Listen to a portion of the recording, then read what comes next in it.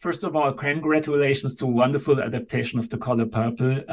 I just want to know right away, I mean, at what point did you feel that there could be actually a new take of that sort of source material by Alice Walker? Yeah. Well, it took me a while to kind of figure out my way into it. And I think that once I went back to Alice Walker's book and I identified those opening lines, "Dear God, I'm 14 years old," I figured very immediately that whoever writes letters to God must have an imagination. And I think that once I got very clear on that as my access point, I think the rest kind of fell together very easily. It became really about how do we explore Seeley's headspace, which wasn't something that was done in any of the iterations and adaptations prior. So it gave me a lot of carte blanche to really just create my own, my own voice in this film. And yeah, I'm really grateful for that. Yeah, I mean, do you remember the first time you actually got in contact with the novel or the film, and what did that do to you, or how important was the film? Yeah.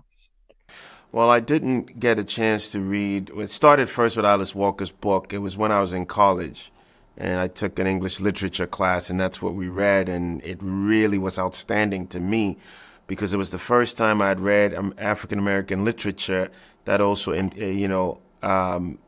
spoke significantly about the continent of Africa, and I was a new immigrant from Ghana at the time. And so the book really resonated with me because so much of it was set on the continent when Nettie goes to Africa. So I found it very endearing, and it was a book that stayed with me. Then I saw Steven Spielberg's film afterwards, and I think that was kind of my earliest connection to the material. Yeah. Can you talk about, of course, the casting process of the film? Because, of course, these are like Oprah and Whoopi. They kind of started off with the original film, and of course, these are such important roles. So having Fantasia, who played actually in the musical Broadway adaptation, was that even more difficult to convince her to do the main role again, or how did that pan out? Yeah. Yeah, it was very difficult. Fantasia didn't want to do it because she really struggled with her performance on Broadway. It's a very heavy material to do, and her own life, is very mirrored. She suffered abuse as a young girl, and, is kind of going through her own deep trauma around it. So no, she didn't want to play the role again.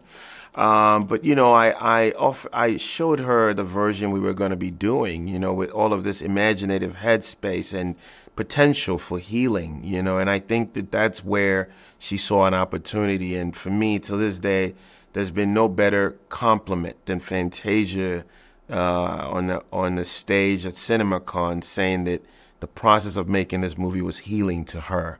Because I think that ultimately, as an artist, you make art for this purpose and this purpose only, to heal the broken parts of the audiences and to have them see themselves in a new light. So that was very powerful for her to connect to that material that way, and you can see it in every frame she's in. She was really going through the process herself of healing, and so I was very lucky. But ultimately, what I told everybody was, you have to make this role your own.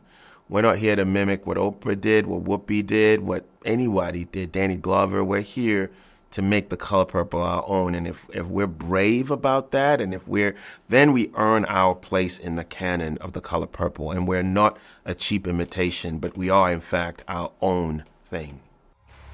I'm gonna put my shoulders back.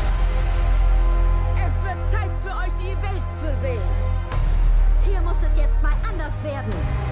Zieh es an. Das ist nichts für mich. Unsinn. Wir müssen aussehen wie die. Das Lachen will ich in Farbe sehen.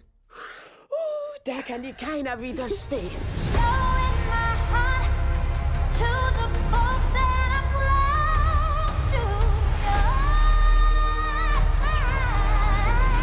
Na, wer sagt's denn?